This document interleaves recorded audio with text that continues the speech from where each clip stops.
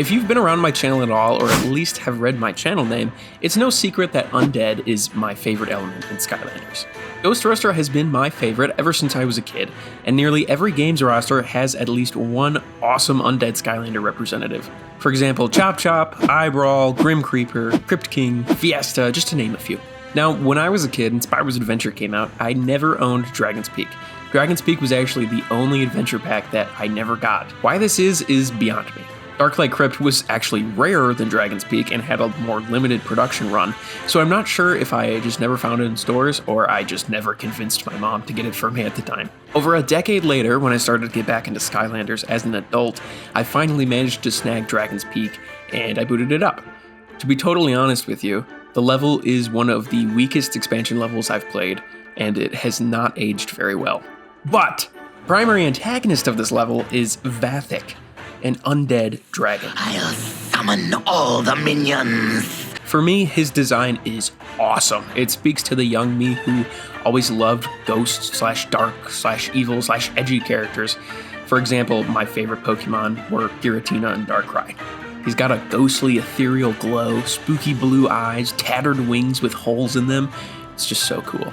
So to put the cherry on top of a level I was already disappointed in, Vathek, despite having one of the coolest Skylander character designs ever, in my opinion, and being the main villain of Dragon's Peak, he doesn't even get so much as a boss fight, and then the level just ends.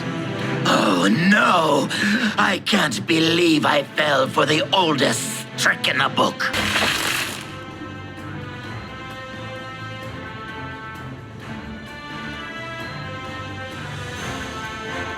And then Vathek is never seen again, in anything, ever. All that potential squandered.